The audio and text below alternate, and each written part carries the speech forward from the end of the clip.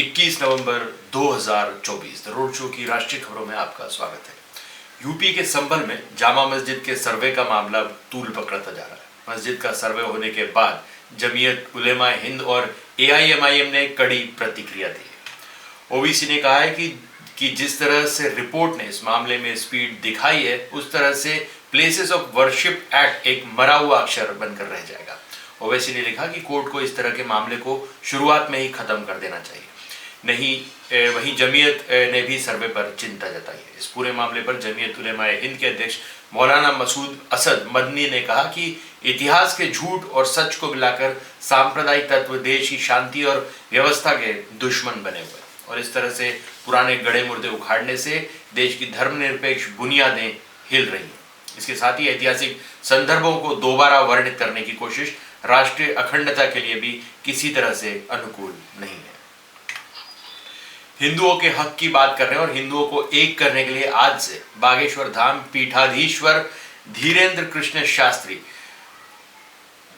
160 kilometre लंबी सनातन हिंदू एकता पद यात्रा निकाल रहे हैं। यात्रा को लेकर मध्य प्रदेश के छतरपुर में बागेश्वर सरकार के हजारों भक्त इकट्ठा है। बागेश्वर सरकार की यात्रा बागेश्वर धाम से शुरू होकर ओरछा तक जाएगी। 21 से 29 नवंबर तक चलने वाली इस यात्रा के दौरान धीरेन्द्र कृष्ण शास्त्री हिंदुओं को जाति पाति से ऊपर उठकर एकता का संदेश देंगे। हिंदुओं के हक की बात कर रहे हैं और हिंदुओं को एक करने के लिए आज से बागेश्वर धाम धीरेन्द्र कृष्ण शास्त्री 160 किलोमीटर की लंबी यात्रा शुरू करेंगे। यात्रा को लेकर मध्य प्रदेश के छतरपुर में बागेश्वर सरकार के हजारों भक्त इकट्ठा है। बागेश्वर सरकार की यात्रा बागेश्वर धाम से शुरू होकर ओरछा तक जाएगी।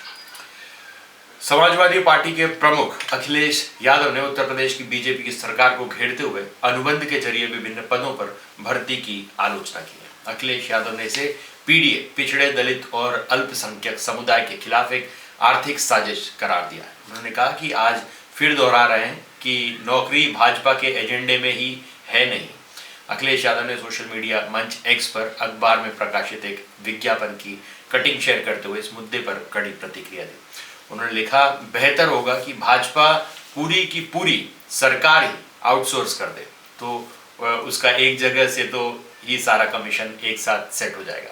उन्होंने यह भी कहा कि इस कदम से भाजपा को फुटकर में नौकरी देने और आरक्षण के खिलाफ काम करने का महाकष्ट नहीं उठाना पड़ेगा। दिल्ली विधानसभा चुनाव 2025 की तैयारियों को लेकर आम आदमी पार्टी अभी से जुट गई है। चुनाव को ध्यान में रखते हुए आज आम आदमी पार्टी ने पीएसी की बैठक बुलाई है। बैठक में चुनाव के लिए उम्मीदवारों के नाम पर चर्चा की जा सकती है। माना जा रहा है कि आम आदमी पार्टी आज विधानसभा चुनाव को लेकर उम्मीदवारों की पहली लिस्ट भी जारी कर सकती है। ऐसे में दिल्ली में आगामी विधानसभा चुनाव को लेकर सरगर्मी बढ़ गई है। आम आदमी पार्टी के प्रमुख अरविंद केजरीवाल के सामने कई बड़ी चुनौतियां। केजरीवाल को चुनाव में भ्रष्टाचार के आरोप, कमजोर कुनबा, आम में खास वाली बनी छवि, पार्टी में बगावत, एंटी इनकम्बेंसी और कांग्रेस के साथ सामंजस्य बैठाने जैसी कई समस्याओं से जूझना होगा। राजस्थान सरकार ने फिल्म द साबरमती रिपोर्ट को टैक्स फ्री करने की घोषणा की है। मुख्यमंत्री भजनलाल शर्मा ने सोशल मीडिया मंच एक्स पर इसके बारे में जानकारी देते हुए लिखा, हमारी सरकार ने द साबरमती रिपोर्ट फिल्म को राजस्थान से कर मुक्त टैक्स फ्री करने का सार्थक निर्णय लिया। यह फिल्म इतिहास के उस भयावह कालखंड को यथार्थ रूप में दर्शाती है जिसे कुछ स्वार्थी तत्वों ने अपने निहित स्वार्थों की पूर्ति के लिए विकृत करने का कुत्सित प्रयास किया था। यह फिल्म न केवल तत्कालीन व्यवस्था की वास्तविकता को प्रभावशाली रूप से उजागर करती है, बल्कि उस समय के भ्रामक एवं मिथ्या प्रचार का भी खंडन करती है। फिल्म द साबरमती रिपोर्ट सिनेमाघरों में रिलीज हो चुकी है। इसी कड़ी में कई राज्य की सरकारों द्वारा इस फिल्म को टैक्स फ्री कर दिया गया है। इसी कड़ी में साबरमती रिपोर्ट फिल्म के कलाकारों ने मध्य प्रदेश के मुख्यमंत्री मोहन यादव से मुलाकात की। यह मुलाकात सीएम मोहन यादव के निवास पर हुई। इस दौरान फिल्मी कलाकार विक्रांत मैसी, राशि खन्ना व फिल्म निर्माण से जुड़े कुछ अन्य लोग भी शामिल थे। सीएम मोहन यादव ने फिल्म के कलाकारों को उत्कृष्ट फिल्म में अभिनय के लिए बधाई दी। इस अवसर पर फिल्मी कलाकारों के दल द्वारा गत वर्ष प्रारंभ हुए फिल्मांकन के बाद से अब तक के अनुभव और संस्मरण को भी साझा किया। प्रवर्तन निदेशालय ईडी ने चुनावी राष्ट्र महाराष्ट्र के बिटकॉइन मामले से जुड़े गौरव मेहता के छत्तीसगढ़ स्थित ठिकानों पर बुधवार को छापेमारी की। यह तलाशी मनी लॉन्ड्रिंग केस की जारी जांच के तहत की जा रही है। सूत्रों ने बताया कि छत्तीसगढ़ की राजधानी रायपुर में मेहता के ठिकानों पर पीएमएलए के प्रावधानों के तहत छापेमारी की जा रही है। भाजपा ने एनसीपी शरद पवार की नेता एवं बारामती से सांसद सुप्रिया सुले और कांग्रेस नेता नाना पटोले पर मौजूदा चुनाव में अवैध रूप से बिटकॉइन का इस्तेमाल करने का आरोप लगाया था। इसके नेताओं ने एक रिकॉर्डिंग सुनाई जिसमें सुले की आवाज होने का आरोप लगाया। सुले ने आरोपों से इनकार किया है। झारखंड में विधानसभा चुनाव समाप्त हो चुका है। 20 नवंबर को मतदान की प्रक्रिया को संपन्न करा गया और 23 नवंबर को चुनाव के परिणाम घोषित किए जाएंगे। इस बीच भारतीय जनता पार्टी के प्रवक्ता प्रतुल शाहदेव ने कहा, हम एग्जिट पोल से अलग हैं, हम 50-55 सीटें पार करने जा रहे हैं। झारखंड के इतिहास की सबसे मजबूत सरकार होगी। लोग इस सरकार से तंग आ चुके थे। जेएम की सरकार पर भ्रष्टाचार के आरोप लगे थे। सीएम 5 महीने जेल गए। जनादेश अब हमारे पक्ष में है। ये 23 नवंबर को मतगणना शुरू होने पर सच साबित होगा।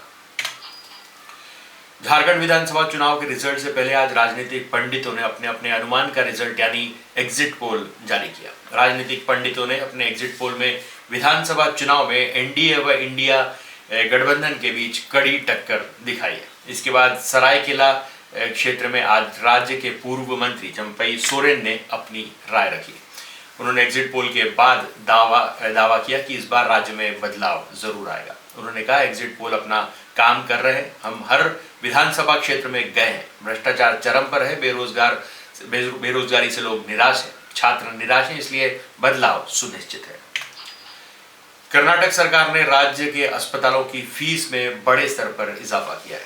कर्नाटक में चिकित्सा शिक्षा विभाग के तहत आने वाले अस्पतालों में इलाज और डायग्नोस्टिक टेस्ट 20% तक महंगे हो गए। कई सेवाओं के शुल्क में दोगुनी बढ़ोतरी भी हुई है। Bangalore medical college and research institute BMCRI और कर्नाटक के विभिन्न स्वायत्त मेडिकल शिक्षा संस्थानों के तहत आने वाले अस्पतालों में बढ़ी हुई फीस प्रभावित हो गई है। आइए जानते हैं कि किस सेवा के लिए कितनी फीस में बढ़ोतरी हुई। BMCRI के अधिकारियों ने TOI को इस बात की जानकारी दी है कि इलाज, सर्जरी, विभिन्न रक्त परीक्षण और स्कैन की फीस को संशोधित किया गया। अधिकारियों की दलील है कि फीस में पिछला संशोधन 5 से 6 साल पहले हुआ था। इस बढ़ोतरी से अस्पतालों के रखरखाव में मदद मिलेगी। अधिकारियों ने इसे मामूली फीस वृद्धि कहा है। उन्होंने बताया कि सभी टेस्ट और इलाज 20% महंगे नहीं, कुछ ब्लड टेस्ट अभी भी मुफ्त है। आज महाराष्ट्र में विधानसभा की 288 सीटों पर चुनाव के लिए वोट डाले गए। महाराष्ट्र में करीब 59% पोलिंग हुई, लेकिन किसी भी चुनाव में पोलिंग के बाद लोगों का सबसे ज्यादा इंटरेस्ट ये जानने में होता है कि लोगों ने किसको वोट दिया, कौन जीतेगा और सरकार किसकी बनेगी। ये जानने का एक ही पैमाना है एग्जिट पोल। आज 6 एजेंसियों के एग्जिट पोल सामने आए। मोटे तौर पर सारे एग्जिट पोल इस बात पर एक मत है कि महाराष्ट्र में एनडीए की सरकार बनेगी और बीजेपी सबसे बड़ी पार्टी बनकर उभरेगी। तो आज के लिए बस इतना ही। तब तक के लिए हंसते रहें, मुस्कुराते रहें, स्वस्थ रहें, व्यस्त रहें और मस्त रहें। यहाँ चैनल को भी जरूर सब्सक्राइब करें। धन्यवाद।